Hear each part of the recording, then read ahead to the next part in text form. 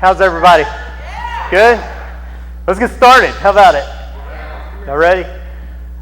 Today I'm going to be finishing up the last message in this series that we've been talking about. No way. Yeah, today I'm going to finish it.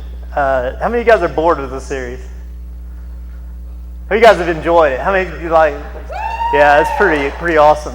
I think I'm going to flip a coin tomorrow and see which series we're going to next. The next two series, one of them is non-religious worship, and another one is non-religious marriage.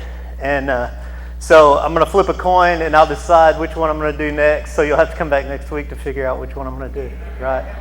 How about that? How many of you guys are ready for us to talk about marriage again? It's been a while, huh? What you might grab is that we talk about marriage every week. Everything we talk about, you can apply. But I want to get real specific in a non-religious way about our marriages. So, those are the next two series I'm doing. Today I'm going to finish up with non-religious Christianity, and so I want to kind of make sure that we understand what non-religious Christianity is. The best way to do that, there's a story in I think it's in Luke. It is Luke 16. No, Luke 18:18. Luke 18:18, and probably a lot of you guys are familiar with this story. It's the story of what's known in it's funny in religious circles as the rich young ruler, right? So, if you've been around church, you may have heard this story, but it's an important story to get to the point of understanding and really drilling down on what non-religious Christianity looks like. And in Luke chapter 18, it says this: and a ruler came up to Jesus. This guy was evidently a younger guy, but in any case, he was a ruler, a part of the ruling class. He was somebody of importance, right? He was somebody. Like, he wasn't just a nobody, stumbling up from nowhere. This was a real important man in culture. And ruler came up and he said, "Good teacher, what must I do to inherit eternal life? What must I do to inherit eternal life?" Now, if we grow up in religious circles, we would interpret that question how? Linear. Jesus, what do I do to go to heaven? Right? Okay. Now, I'm going to show you why that's not the question being asked. Okay? Because Jesus' answer is, "Why do you call me good? No one is good except God alone. But you know the commandments. Do not commit adultery, do not murder, do not steal, do not bear false witness, honor your father and mother." And he said, "All these things I have kept from my youth." And when Jesus heard this, he said to him, "Only one thing you still lack. Sell all you have and distribute to the poor, and you will have treasure in heaven. And come and follow me." All right. Do I go to heaven by obeying the commandments? Okay, do I go to heaven for selling my possessions and giving the money to the poor? Pretty much anybody can do that. Any wackadoodle can just sell everything they have and give everything away, right? So, from the rabbi's answer, we see that it's crystal clear. We're not talking about some other future life, some other future place, right? So what's the question? Well, we talked about this last week. In the Bible, we really misunderstand because of our English mindset and our English Western world interpretation of eternal. We misinterpret the question. He's not asking, how do I have life after life after life after life, linear. He's wanting to know, how can I have a transcending life? This is a rich person. This is a person who has power and authority in society. This is a person who has anything he asks for. He snaps his fingers and he gets it, right? I want this, I get it. I want that, I get it. I have all the money I need. And what he's discovered, according to his question, is everything that he's found in life through power and money and everything else didn't quite get it for him. He was still empty. So he comes to the rabbi and he says, What can I do to live? What can I do to really have life, to have life outside of what everybody thinks life is really about? This reminds me of our talk Wednesday night. And if you weren't in the cool Bible study, you missed it. If you were in the other one.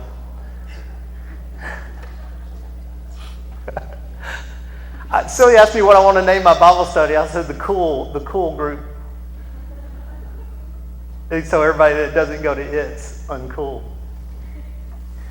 What we talked about though was we were discussing when Satan came to Jesus. Remember when the Holy Spirit led Jesus into the wilderness after his baptism, and Satan came to him, and Satan offered him all of the kingdoms of the world and their glory. Now, there's an idea that has to precede that, and that is that in that time, and we read this through Scripture, through the Old Testament, in that time period before Messiah comes, that there was a ruler of this world. Who is the ruler of this world? Satan, right? But what came to me as we were going through this is that he figured out that all this world has to offer isn't enough. Satan figured this out. That all the kingdoms of the world and all of their glory isn't enough. He was willing to give those to Jesus in trade for him to worship him, which transcends the things of this world, which transcends into a spiritual realm, into a world beyond this world and beyond what we see and hear and feel and touch and taste and understand, right? A transcending world. He realized that everything in this world wasn't enough. Satan figured that out. The rich young ruler figures it out, and he asks Jesus, how can I transcend this world? Then the answer starts to make sense if we look at that being the question. Because God's law is given to us, why? To give life, right? If you want a transcending life, it's easy. It's found in the will of God. That's what Jesus' answer was. It's found in the will of God. The rich young ruler answers him back saying, I've done all the religious things. I go to church on Sunday. I pray. I read my Bible. And Jesus says, well, then you just have one thing left. Now what he says is sell everything you have and give the money to the poor and follow me. And what he's saying to the rich young ruler is give up your life and take on my life. To other people, he said it like this: deny yourself, take up your cross and follow me. Which is odd to us because we're like, man, we got crosses around our neck, crosses on our back, crosses on our shirt, crosses on our doors, crosses on our walls. We got cross. We're taking up our cross every day, right? But to them, this meant something. This meant from the highest place to the lowest place. It's a way different way of thinking of it. Take up your cross. Remove yourself from the king of your world. Place yourself in submission to the king, the true king. Place yourself in submission to me. Come after me. Follow me. Be my disciple. Take on my life. Walk in the ways and the will of God. This is his answer to how to have a transcending life. Which stinks for the religious person because he's like, dang, it was a lot easier to just be religious. Because it didn't really cost me anything, right? Because I'm rich, I'm young, and I'm a ruler. It didn't really cost him anything. So what I want you to get, what I want you to see is that religious Christianity, or following Jesus, or even following the will of God, has, in a religious way, has everything to do with thoughts and disciplines. The way I think, what I perceive, what I evaluate in my mind, and what I'm willing to do in the flesh, in the physical realm. And that's religious Christianity. Now here's the issue with religious Christianity, is that it has no staying power. Okay? Well, what do I mean it has no staying power? Are you saying just because I said a prayer, I believe in Jesus, I go to church, I read my Bible? Are you saying that I won't stay? Well, in my experience in life, the answer is no, you won't stay. If all God is to you is an idea, if all Christianity is a religion, a way of conducting ourselves morally, if it's a political party, if it's whatever, then the answer is no, you won't stay. And here's why. Because life happens. Life will kick you right in the teeth. Life happens. And here's what a lot of Christians don't get. Okay? Life happens to everyone. And as long as it's not happening to you, religious Christianity works fine, right? But what happens when life kicks your door down? What happens when what you thought to be true, what you thought about God is great, God is good, He's perfect, He loves me, His will for me is good, He wants me to prosper, He wants me to be this, He wants me to be that. Amen, praise Jesus. Let's read some more Bible verses and talk about how great we are and how bad everybody else sucks.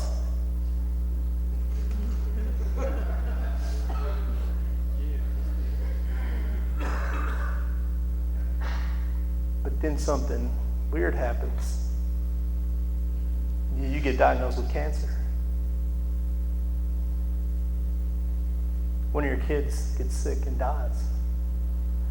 You lose your best friend. You lose your husband. You turn on the news and people are starving to death. People are being poisoned with chemical weapons by their own government.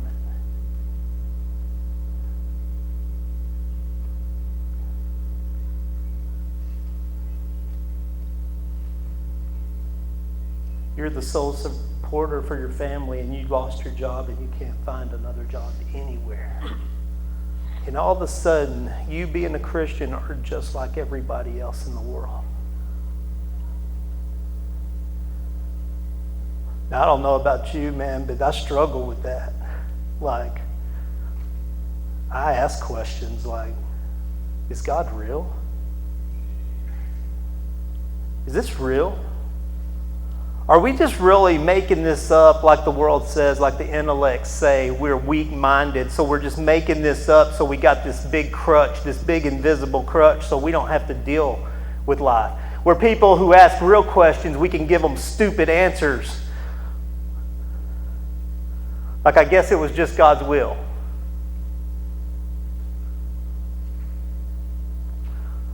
Or God's in control.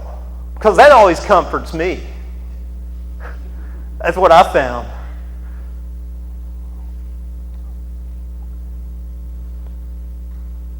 Are the all-encompassing, always favorite Christian answer? We'll be praying for you, brother. Thank God it's not me.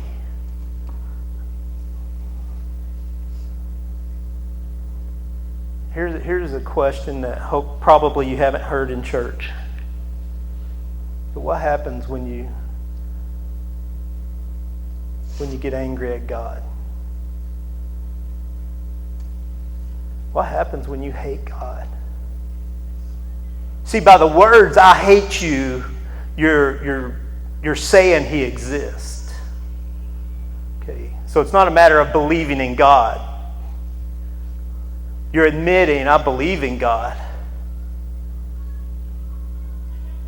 But what happens when you feel, and you can't help it. And the good Christians will tell you, man, it's not right to hate God. You shouldn't do that. And you say, yeah, I read that book too. But there's something in me that disagrees right now. There's something in me that says there's an anger rising in me. And like my daughters, you want to throw out a big old, this ain't fair.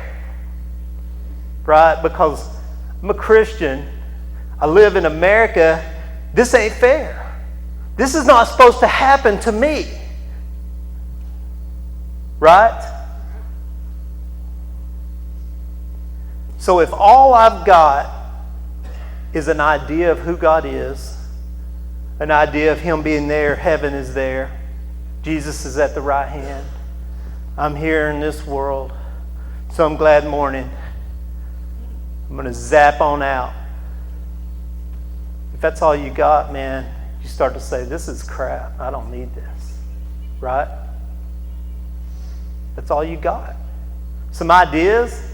So what do we do then? Well, here's what people do. We switch to something else. Because if this don't work, let's find something else that works, right? So this is the way religion works. That's why it has no staying power. Because religion is based on an idea or a concept of life. Okay? Not a reality, but a concept of a reality. It's not real to us, it's an idea. And that idea, when that idea doesn't give life and doesn't fulfill and doesn't come through and doesn't look like, act like, smell like, talk like I think it should, what happens? Our foundations get rattled. Right? Then we're angry. And we're bitter.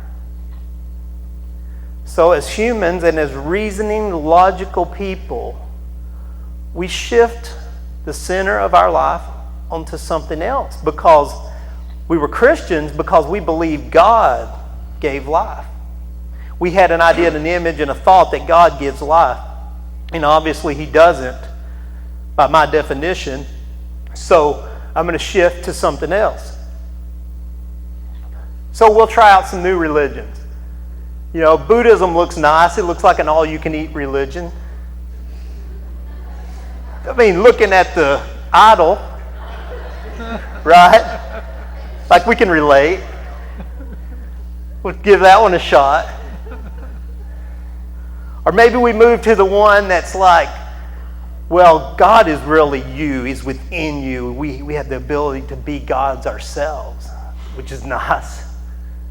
The only problem with that one is sooner or later we have to blame ourselves for the crap in our lives, which doesn't work either. So we got to be done with that. We'll shift on to something else, right? We'll just move on.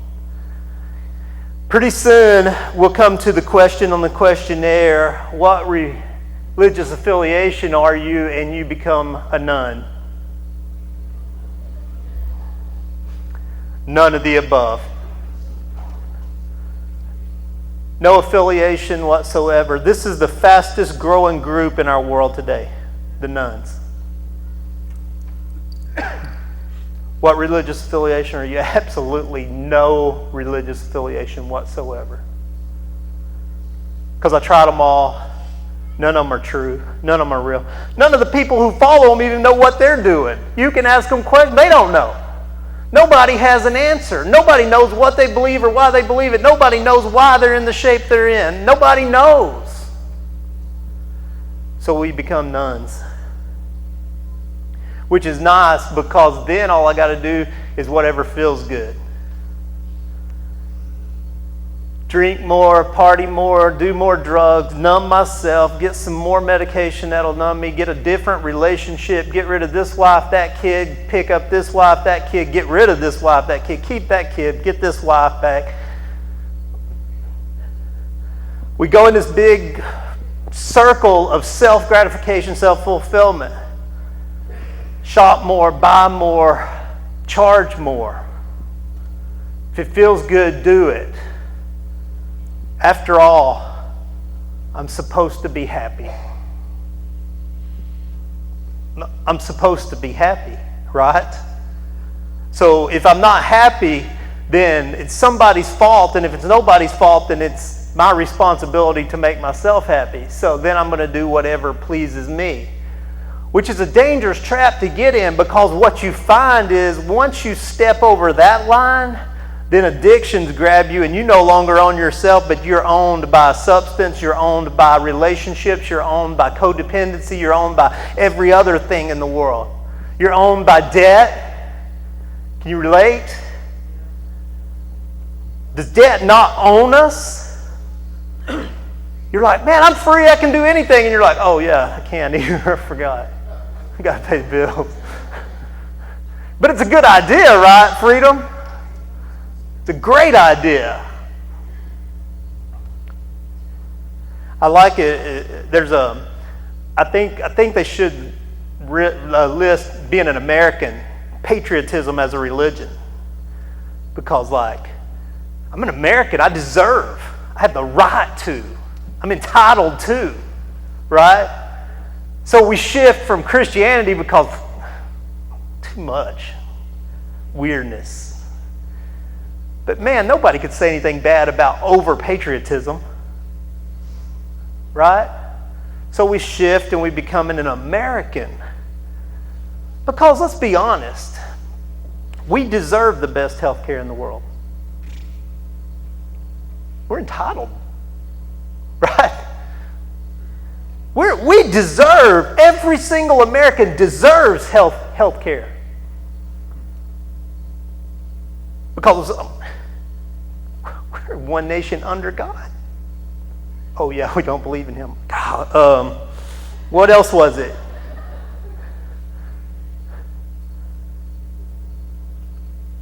We have the right to happiness. No. You have the right to pursue happiness. Right? No, we're entitled to happiness because we're Americans. Now, I don't care if you're European, African, or Asian, you don't deserve health care like we do.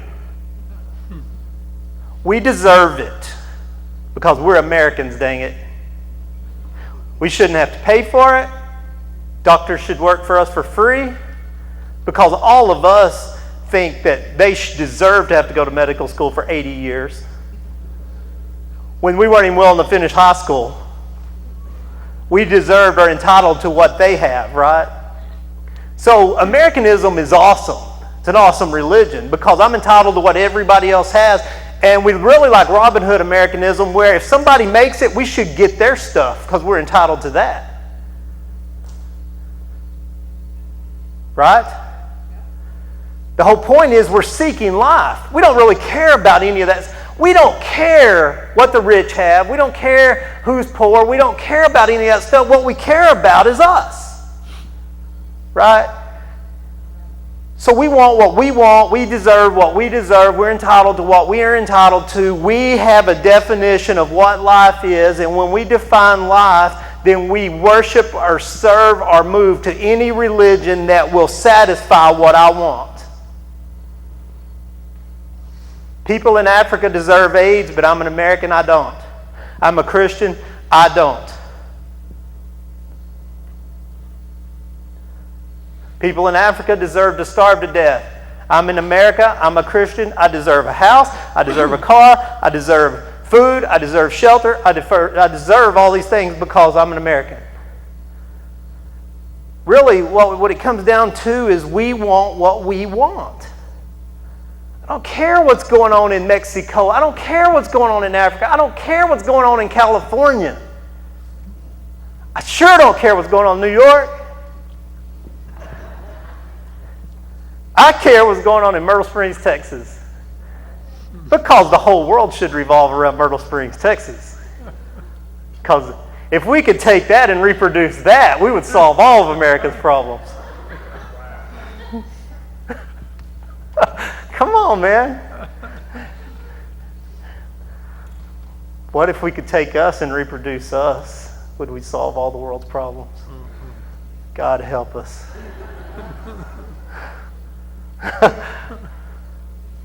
Right? But ideas, these are thoughts, these are visions and ideologies and what we are the fantasy world. That's religious in nature. Let me tell you about non-religious Christianity. Non-religious Christianity is based on a real life reality, a real life relationship. It's not seen, but it's definitely experienced. It's not touched, but it's definitely felt. It's not always logical, but it's definitely known. And when we enter into that relationship, into that intimacy with a real live God, we're transformed and changed and resurrected, and we become new people, different people. Who I used to be before that experience passed away, and I became new and different. And here's the difference. When life comes crashing in,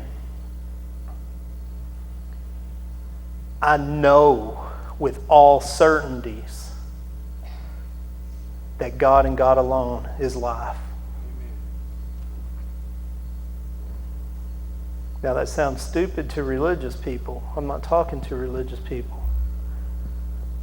I'm talking to people who know intimately that something is different about this God. That this is real. And even though you don't have an answer, and even though you can't explain what's going on, and even though you don't know why you have peace in the middle of the storm, you're still anchored. In John chapter 1,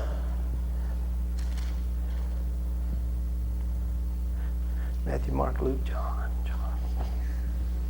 Acts, John, Bible drill, champion of the world.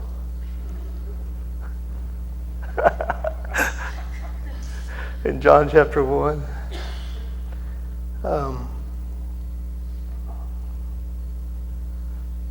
he starts out and John is testifying to who Jesus was, and he said all things were, in verse 3, he says all things were made through him, and without him was not anything made that was made, and in him was life.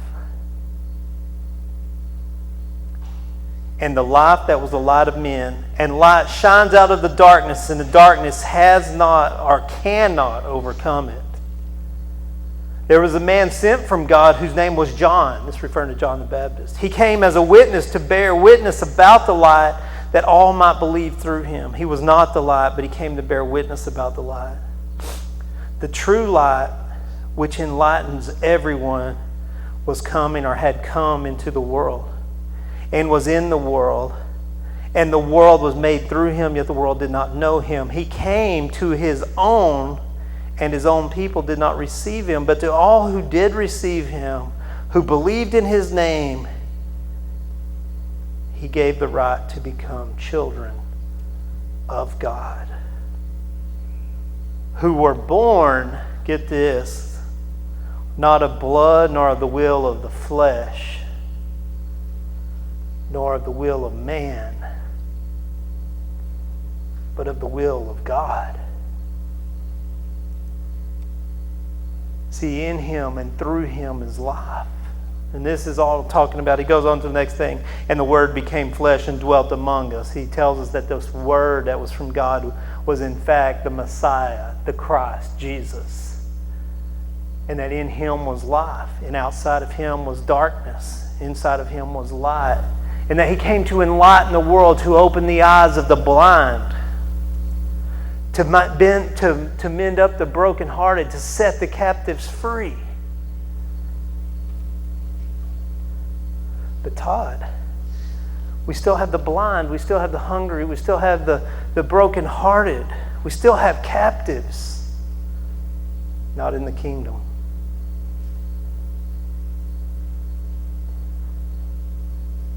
No. I know bad things happen in this world. Bad things happen to me. I wake up and I hurt. So what? I hurt. Get over it. Deal with it, right? It's life. Deal with it. I wake up some days and I'm disappointed. I wake up some days and I'm telling you, I go through these seasons of depression and of frustration, more than depression, frustration. Like I know there's something so much more that I can't get to. It's because eternity's been set into my heart. Not life after life. But God, the Bible says God placed eternity in the hearts of man. We are created in His image. We sense there's more. There's something in us sensing that there is life beyond what we can see and touch. There's something in us drawing us to more. That's why we run this mad circle of the flesh trying to fulfill something that's eternal, that's transcending. But like Satan realized and like the rich young ruler realized, you can't do it. You can't buy transcending life. You can't gain transcending life. Jesus said it like this: what does it benefit you to gain the whole world and forfeit your soul in the process?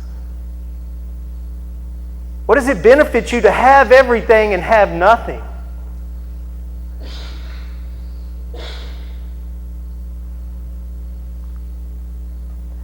See, in non-religious Christianity isn't about going somewhere or someone coming here. It isn't about winning this war, overcoming this thing. What non-religious Christianity is really about is about life. Life came to the world. And to know Him intimately, and to enter into that relationship, and to be resurrected from the dead and transformed and changed is life. See, in non-religious Christianity, I don't have to criticize you. I don't have to condemn you. I don't have to straighten you out. I don't have to shake you till you get it, because it is life. And you either have it or you don't. You either enter in or you don't. You either play religious games or you come into a non-religious relationship with the light of the world. And if we do that, man, we're not judgmental. And we're not self-seeking and self-centered, self-consumed. We're transformed and changed. And here's the story I like the best. Jesus ends with the Sermon on the Mount, which whether it's a Sermon on the Mount,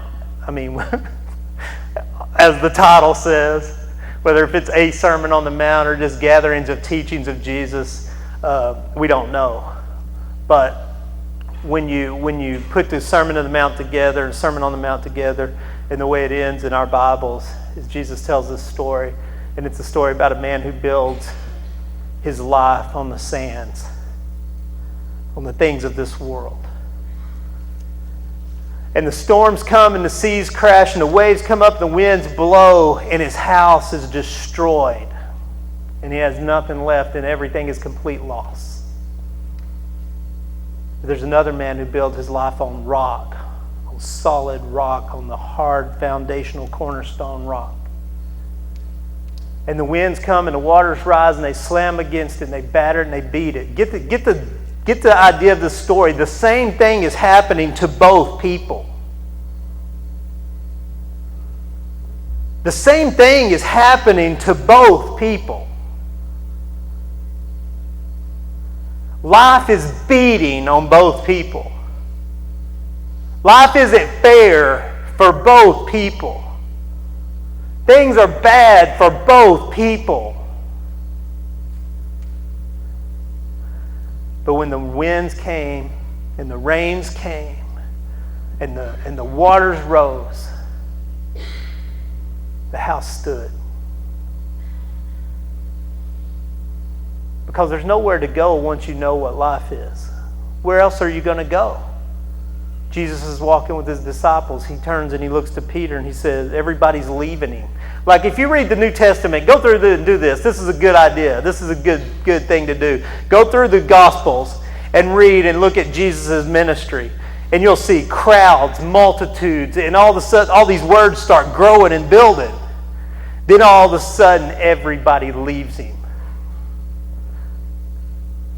And you'll see, just circle crowds and multitudes, and you'll see how many times crowds and multitudes start to go right up to the point where Jesus' teaching becomes real.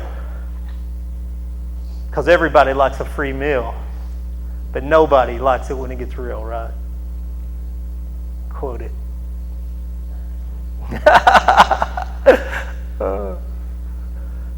So, Jesus is walking and he says, are you going to leave me too? He looks right at these kids and says, are you going to leave me too? And Peter looks at him and says, you alone have the words of life. Where else would I go? He's sitting there telling them, while they're killing you, they're going to think they're doing God a favor. This is greatness because he says while they're killing you, not if they try to kill you. Right? It didn't work out good for the disciples. We're like, oh, they were great, man. Superheroes. They died. All of them.